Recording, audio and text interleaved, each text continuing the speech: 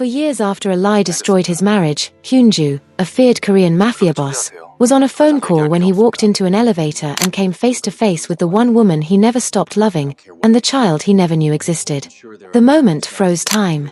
Hyunju's voice was calm as steel.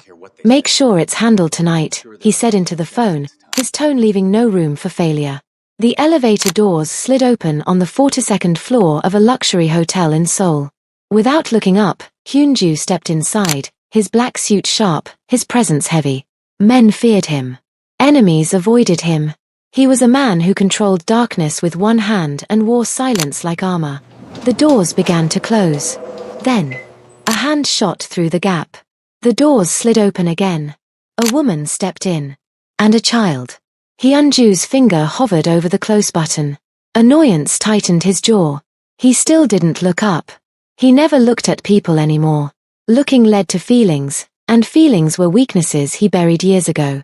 The woman pressed the button for the 36th floor. The child clutched a stuffed baby bear, its soft brown ears worn from love. She stared openly at Hyunju, her big eyes curious, unafraid. The elevator began to move. That was when Hyunju turned his head. His breath caught. The phone slipped from his hand. Keisha, the name echoed in his chest, though he didn't say it out loud. Keisha Sam stood against the opposite wall, her back straight, her shoulders tense. Her dark skin glowed under the harsh elevator lights. Her hair was shorter now, pulled back simply. She wore no makeup, no jewelry, nothing like the woman he once married. But her eyes. Those eyes were the same. Wide. Deep. Hurt. For a second, they stared at each other like strangers trapped in the same memory. The child tugged Keisha's hand. "Mommy," she whispered, "why did you stop breathing?" Keisha blinked fast, forcing air into her lungs. "I'm okay, baby," she said softly. "Just tired." Hyunju's gaze dropped to the child. Her nose. Her eyes. The way she frowned slightly, just like he did when thinking. The elevator jolted. Lights flickered. Then, everything stopped. Silence. The elevator shuddered and went still between floors. The child gasped. "Mommy, what happened?" Keisha pulled her close. "It's okay. It's just a small problem. They'll fix it." Hyunju pressed the emergency button. Once. Twice. Nothing. No signal on his phone. He laughed under his breath, bitter. Of course. The universe had a cruel sense of humor. "How old is she?" The words escaped before he could stop them. Keisha's head snapped up. "Don't." "How old?" His voice was low, controlled, but shaking underneath. "That's none of your business, Hyunju." Hearing his name from her lips after 4 years felt like a wound reopening. The child answered instead, cheerful and innocent. "I'm Rita. I'm 4.5. I like purple. And this is Mr. Bear. 4.5. Hyunju's mind did the math fast. Brutally. 4 years ago, Keisha was pregnant. His knees weakened. Keisha's grip on her daughter tightened. "She doesn't know who you are," she said firmly. "So please, stay on your side." Hyunju swallowed hard. "What's her name?" he asked quietly. Keisha hesitated. "Rita," she said. "Rita Sam." The elevator groaned softly, metal shifting like it was listening. Rita hugged her stuffed baby bear tighter and looked up at Hyunju. "Are you a bad man?" she asked. The question pierced him deeper than any bullet ever had. Hyunju crouched slowly, lowering himself to her level. "I made a bad mistake once," he said gently. "A very big one." Keisha's voice broke. "Don't do this here." But it was already happening. The truth had entered the elevator with them. And there was no escape. The elevator hummed softly, like it was breathing. Hyunju stayed crouched, his eyes locked on the little girl standing in front of him. Rita held her stuffed baby bear tightly, her small fingers pressing into its soft belly. She wasn't scared of him. That scared him. Children always knew the truth before adults did. Keisha pulled Rita gently back, placing herself between them like a shield. "Don't talk to her," she said, her voice low but firm. "You don't get to confuse her." Hyunju stood slowly, his movements careful, controlled. He leaned against the cold metal wall, trying to steady the storm raging inside him. 4.5 years. The number echoed in his head again and again. How old were you when we divorced? He asked quietly, not looking at Keisha. She didn't answer at first. Then, 8 months pregnant, she said flatly. The words hit him harder than he expected. His chest tightened. He remembered that day clearly now, Keisha standing in his office, her hands shaking, her eyes red from crying, begging him to listen. Begging him to believe her. And he hadn't. Rita looked up at her mother. Mommy, she whispered, why is he sad? Keisha swallowed hard. Because some people don't understand things until it's too late. Hyunju closed his eyes. Too late. The elevator lights flickered again. Rita whimpered and hugged her bear tighter. Keisha bent down and kissed her forehead. It's okay, baby. Mommy's here. Hyunju pressed the emergency button again. This time, a crackling voice came through the speaker. Hotel security here. We're aware of the issue. Please remain calm. Maintenance is on the way. How long? Hyunju asked sharply. About 20 minutes, sir. 20 minutes. Trapped with the truth. Rita sat down on the floor, cross-legged, her bear resting in her lap. She hummed softly, a simple tune, out of place in the heavy silence. Hyunju's heart twisted. Keisha noticed his stare. Stop looking at her like that. Like what? Like she belongs to you. He exhaled slowly. She does. Keisha laughed, but there was no humor in it. No. She belongs to me. I raised her. I fed her. I stayed up at night when she cried. You don't get to claim her now. I didn't know, Hyunju said. His voice cracked. I swear, I didn't know. You didn't want to know, Keisha snapped. There's a difference. Rita looked between them, confused. Are you fighting because of me? No, sweetheart, Keisha said quickly, kneeling beside her. Never because of you. Hyunju crouched again, keeping his distance this time. Rita, he said gently, do you like school? Her face lit up. Yes. I like drawing. And my teacher says I'm very smart. He smiled despite himself. She sounds like you, he said to Keisha. Keisha's eyes filled with tears, but she didn't let them fall. She sounds like herself. Silence stretched again. Finally, Hyunju spoke, his voice barely above a whisper. Why didn't you tell me? Keisha stood slowly, her body trembling, not from fear, but from old pain. I tried, she said. I called you more times than I can count. You blocked me. I went to your office. Your guards threw me out. I sent letters. They came back unopened. Hyunju felt sick. I was pregnant, Hyunju. I was scared. And you shut the door in my face. Rita tugged Keisha's dress. Mommy, are you crying? Keisha wiped her face quickly. No, baby. Mommy's just tired. But Hyunju saw the tears. He remembered the last time he saw her cry, standing in front of him, swearing she never cheated, swearing on their unborn child's life. And he had called her a liar. Rita looked at Hyunju again. If you're not bad, she said slowly, why weren't you with us? The question sliced through him. I made a wrong choice, he said honestly. And it hurt people I loved. Rita thought about that, then nodded. Wrong choices make people lonely. Hyunju swallowed hard. Yes, he whispered. They do. The elevator creaked softly as it shifted a few inches. Keisha grabbed Rita's hand instinctively. Hyunju stepped forward. It's okay. I won't let anything happen to her. Keisha looked at him sharply. You don't get to promise that. But deep down, something in her voice wavered. The truth was no longer just between adults. It was standing right there, holding a stuffed baby bear, watching everything. And once a child saw the truth, there was no turning back. The elevator felt smaller now. The air was heavy, thick with words that had waited 4 years to be spoken. Rita sat quietly on the floor, tracing slow circles on the metal with her finger while holding her stuffed baby bear close. She sensed the tension, even if she didn't understand it. Hyunju stood a few steps away from Keisha, his hands clenched at his sides. You said you tried, he said carefully. Tell me how. Keisha let out a short, broken laugh. You really want to hear it now? Trapped here with nowhere to run? Yes, he said. I need to.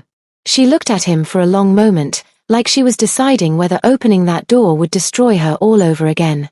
Then she spoke. "I was 8 months pregnant when you threw me out," she said slowly. "I still remember the weight of my stomach pulling me forward, the way my back hurt all the time." Hyunju's jaw tightened. "You accused me in front of your family," she continued. "You called me names I never thought you were capable of saying. You didn't even let me explain." Rita looked up. "Mommy, what's pregnant?" Keisha forced a small smile and knelt beside her. "It means I was carrying you inside me." Rita's eyes widened. "Like a house." "Yes," Keisha whispered. "Like a house."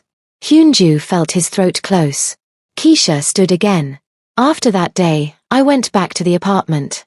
Your security card didn't work anymore. My clothes were packed in bags and dumped outside." He flinched. "I slept on a friend's couch for 2 weeks," she said. "Then she asked me to leave. She had her own problems. So I moved into a tiny room near the river. No heater. No savings. No job. Just fear." Hyunju shook his head slowly. "Why didn't you come again? Why didn't you force me to listen?" "I did," she snapped. "I called you 53 times in 1 week. You blocked my number. I went to your office twice. Your guards dragged me out like I was nothing." Rita hugged her baby bear tighter. Keisha's voice cracked. "I sent letters. I poured my heart into them. They all came back unopened." Hyunju felt like the ground beneath him was collapsing. "I went into labor alone," she said. 2 weeks after the divorce was finalized. His breath hitched. "I took a bus to the hospital because I couldn't afford a taxi. I was in pain. I was scared. And the nurse looked at me like I didn't belong there." Rita's eyes filled with tears. "Mommy, that's sad." Keisha knelt and kissed her forehead. "It's okay, baby. Mommy is strong." Hyunju lowered himself onto the floor, his expensive suit forgotten. "I wasn't there," he said quietly. "No," Keisha replied. "You weren't." Silence stretched between them. "I named her Rita because it means hope," Keisha said. "I needed something to hold on to." Rita smiled faintly. "I like my name." Hyunju smiled back, tears burning his eyes. "It's beautiful." Keisha's eyes hardened again. "Don't confuse kindness with forgiveness." "I know," he said. "I'm not asking for that." "Good," she replied. "Because I don't have it to give." The elevator suddenly creaked, dropping slightly before stopping again. Rita gasped. Hyunju moved instantly, placing himself between her and the wall. "It's okay. I've got you." Keisha noticed. "You don't get to act like her protector." "Maybe not," he said. "But I won't let anything happen to her." Keisha hesitated. Just for a second. Then she whispered, "You broke me, Hyunju. Do you understand that? I didn't just lose a marriage. I lost my faith in people. In love." He nodded. "I know. And I deserve that." Rita looked at them both. "Can you stop being sad now?" Neither answered. Because sadness had only just begun. The truth was no longer hidden. And Hyunju was about to learn that the lie that destroyed his family came from the people he trusted most. The elevator doors finally slid open. Keisha stepped out first, holding Rita's hand tightly. Rita glanced back once, her stuffed baby bear tucked under her arm, her eyes lingering on Hyunju with quiet curiosity. Hyunju watched them walk away.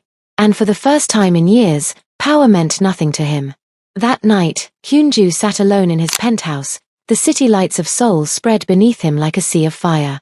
His phone lay on the table, untouched. His drink sat untouched too. Keisha's words replayed in his mind. Fake photos. Fake records. Your sister planned it. Your mother helped her. He had believed his blood over his wife. And that belief had cost him his family. Hyunju picked up his phone and made the call. "Tell Seoa to come to the office. Now." Seoa arrived an hour later, calm and perfectly dressed, her heels clicking confidently against the marble floor. She smiled when she saw him. "You sounded upset," she said lightly. "What's wrong?" Hyunju didn't return the smile. "Sit," he said. Something in his tone made her pause. "Still," she Saturday. "I saw Keisha today," he said quietly. Seoa's smile froze. "With a child," he continued. A little girl named Rita. Sayowara's fingers tightened in her lap. She's mine. The color drained from her face. That's impossible, she said quickly. She lied to you before. Don't, Hyunju cut in sharply. Not again. Silence filled the room. He leaned forward, his voice low and dangerous. I know the photos were fake. I know the medical records were forged. I know you paid people to lie. Sayowara stood abruptly. I did it for you. For me. Hyunju repeated, incredulous. You were changing, she shouted. You were soft. You were going to walk away from the family business because of her. And that gave you the right to destroy my life, he asked coldly. You were choosing her over us. Sayowara cried.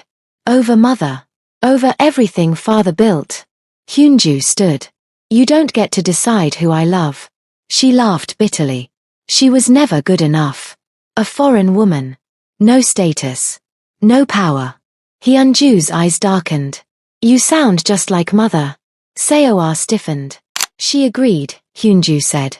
Didn't she? Sayowara looked away. That was answer enough. My own mother watched you destroy my marriage, he said quietly. And said nothing. She said it was necessary, Sayowara whispered. She said Keisha would weaken you. Hyunju felt something inside him break completely. My daughter grew up without a father, he said. My wife gave birth alone. And you call that necessary? Sayowara stepped back, fear finally creeping into her eyes. I protected the family, she insisted weakly.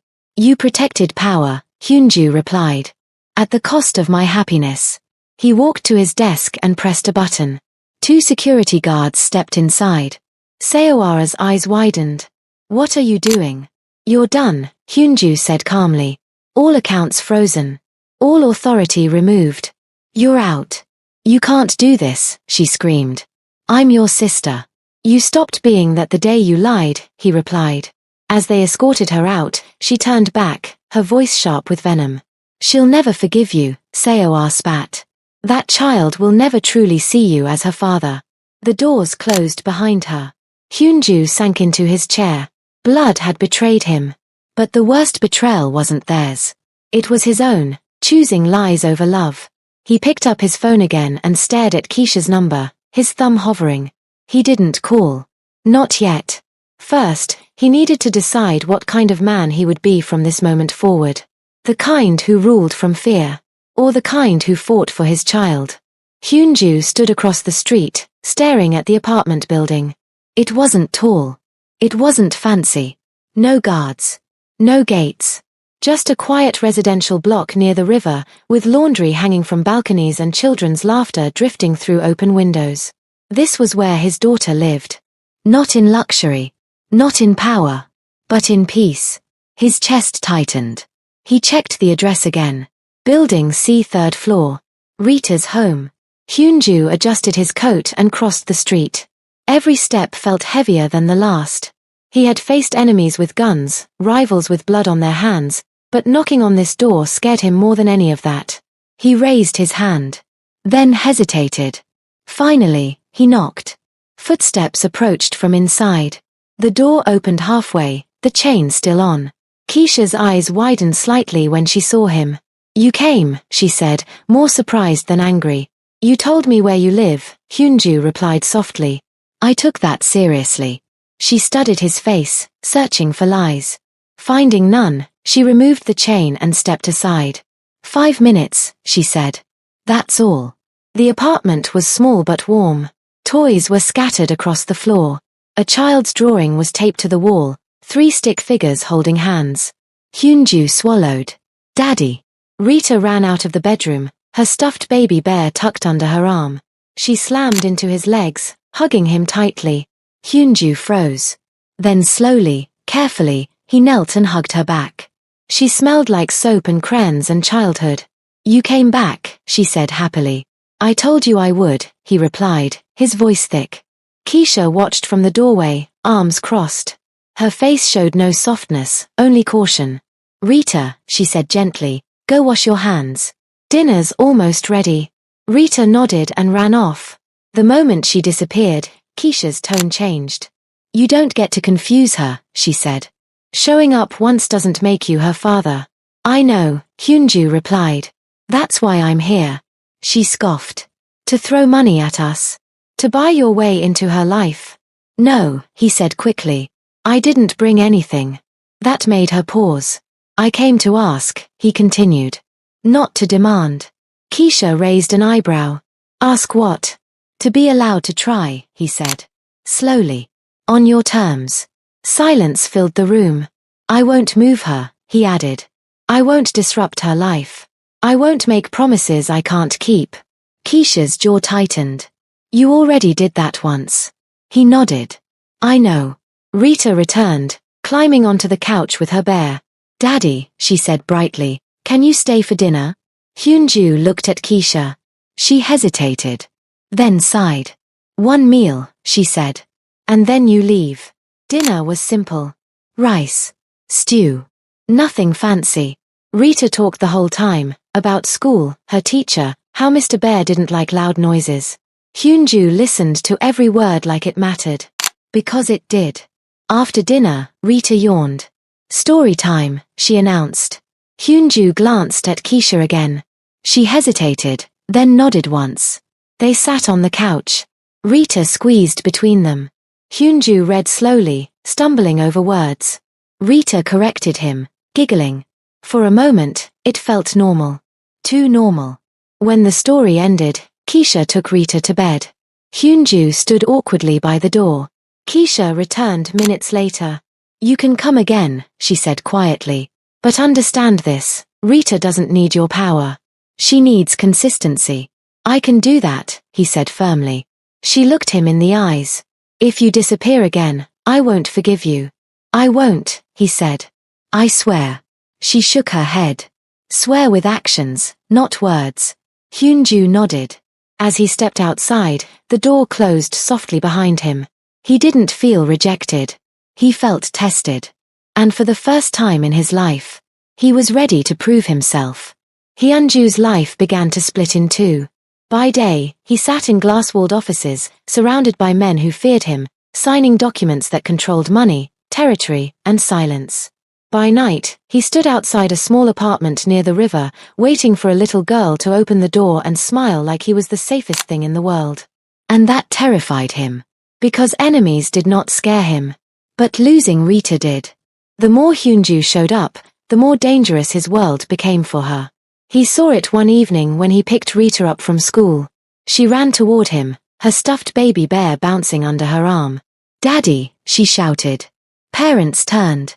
Some stared. Some whispered. Hyunju felt it instantly, the attention. That night, one of his men pulled him aside. Boss, the man said quietly, people are asking questions. Rivals noticed you've changed routes. Changed priorities. Hyunju didn't answer. Later that night, he stood on Keisha's balcony, watching Rita sleep through the open bedroom door. Her chest rose and fell softly.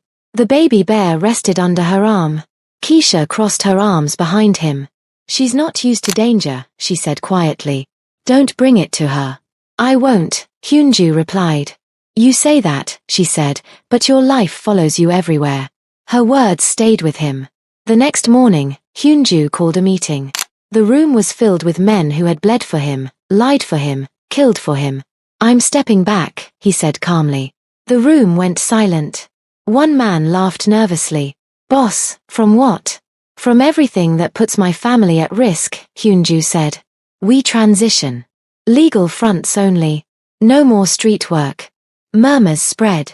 That will cost us power, another man said. Hyunju leaned forward. I'm done choosing power over blood.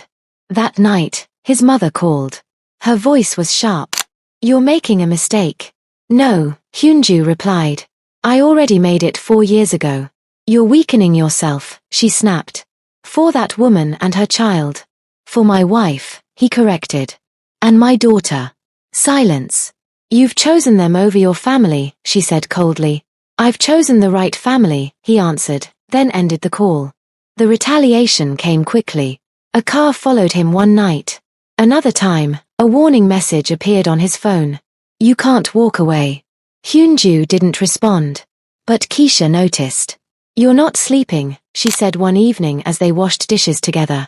I'm fine, he lied. She turned to him sharply. Don't lie to me. Not again. He sighed. There are consequences. For us, she asked quietly. For me, he replied. I won't let it touch you or Rita. Keisha's eyes softened, but fear lingered. Rita ran in, holding her bear. Mommy, Daddy promised to take me to the park. Hyunju smiled. I did. At the park, Hyunju watched Rita laugh, climb, fall, get back up. Normal. Safe. And he made a decision. He would burn his empire to protect this. That night, he cut off the last illegal operation. He sold assets. Shut down routes. Let enemies think he was weak. Weak men didn't scare him. Losing his daughter did. When he told Keisha, she stared at him in disbelief. You did all that, for us. For her, he said. And for you, if you'll let me. Keisha swallowed hard. You're changing. I have to, he said. The man I was almost destroyed everything good in my life. She studied him, searching for cracks. Change doesn't erase the past, she said. I know, he replied. But it can protect the future. Keisha nodded slowly. That night, Rita hugged him tightly. You're my hero, she whispered. Hyunju closed his eyes. For the first time, the title mattered more than power ever had. Life did not suddenly become perfect. That was the first truth Keisha learned. Even after Hyunju stepped back from the dangerous parts of his world, even after he showed up every single day, the pain did not disappear. It softened, yes, but it still lived in the quiet moments. Like now. Keisha stood at the kitchen sink, staring at nothing, while Hyunju helped Rita with her homework at the table. No, Daddy, Rita said seriously, tapping the paper with her pencil. That answer is wrong. Hyunju smiled. Are you sure? Yes, she said confidently. Teacher said so. He laughed softly. Then teacher wins. Keisha watched them from across the room. 4 years ago, she had dreamed of moments like this. Simple. Normal. Safe. And now that she had it, fear wrapped around her heart. Because what if it disappeared again? Later that night, Rita fell asleep clutching her stuffed baby bear, her small face calm and peaceful. Hyunju tucked the blanket around her carefully, like she might break if he breathed too hard. When he stepped into the living room, Keisha was waiting. You didn't have to stay tonight, she said. I wanted to, he replied. She nodded but didn't sit. Hyunju, she said quietly, I need to ask you something. He stiffened. Okay. What happens when things get hard again? She asked. When someone lies to you again. When your family pressures you again. He didn't answer immediately. I'm scared, she continued. Not of you now, but of the past repeating itself. Hyunju stepped closer, stopping a few feet away. That fear is fair, he said. I earned it. She crossed her arms tightly. I don't know how to trust you yet. I know, he said gently. And I won't rush you. Her eyes filled with tears she tried to hide. I was strong for so long, she whispered. I had to be. I didn't have a choice. But I'm tired, Hyunju. I'm tired of guarding my heart like it's under attack. He nodded slowly. Then don't, he said. Not all at once. Just, little by little. Keisha looked away. Love wasn't enough before, she said. You loved me and still believed lies. That won't happen again, he said firmly. You don't know that, she replied. You can't promise perfection. I'm not promising perfection, he said. I'm promising effort, truth, and listening, even when it's uncomfortable. Silence settled between them. Then Keisha asked the question she had been avoiding. Why didn't you fight harder for me back then? Hyunju's jaw tightened. Because I was proud, he said. Because I was angry. And because part of me was afraid that believing you meant facing how wrong I could be. She nodded slowly. That hurt more than the lie, she said. Knowing you didn't even try. I know, he whispered. And I hate myself for it. The honesty in his voice cracked something inside her. Over the next weeks, things changed, but slowly. Hyunju showed up every morning. He packed Rita's lunch. He attended school meetings. He stayed when Keisha asked and left when she needed space. No pressure. No demands. One evening, while folding laundry together, their hands brushed. Keisha flinched, then stopped herself. Hyunju noticed. "I'm not going anywhere," he said softly. She looked at him, searching his face. "Say that again," she said. "I'm not going anywhere." Her shoulders relaxed just a little. That night, as Hyunju prepared to leave, Keisha spoke before he reached the door. "You can stay," she said quietly. "If you want." He turned, surprised. "Are you sure?" "No," she admitted. "But I want to try." They sat on the couch, not touching, just sharing the same space. It felt fragile, but real. Keisha rested her head back and closed her eyes. "I'm not healed," she said softly. "I know," Hyunju replied. But for the first time, she continued, "I don't feel alone." Hyunju smiled faintly. Healing wasn't instant, but it had begun. 1 year later, the elevator doors slid open on the 42nd floor of the same luxury hotel in Seoul. Hyunju stepped inside first, holding Rita's hand. She wore a purple dress and hugged her stuffed baby bear tightly against her chest. Keisha followed, her expression curious but calm. "Daddy," Rita asked, tilting her head, "why are we here again?" Hyunju smiled down at her. "Because this is where my life changed," he said. "And where I want to do something right." Keisha raised an eyebrow. "You're being mysterious." "I learned from the best," he replied softly. The elevator doors closed. As they began to rise, Hyunju felt the memory rush back, the fear, the shock, the pain. This was the same elevator where he had lost control of everything he thought he understood. But this time, he wasn't afraid. Rita pressed the button happily. "I like elevators now," she said. "They're not scary anymore." Keisha smiled faintly. "They used to be." The elevator slowed between floors, then stopped. Keisha stiffened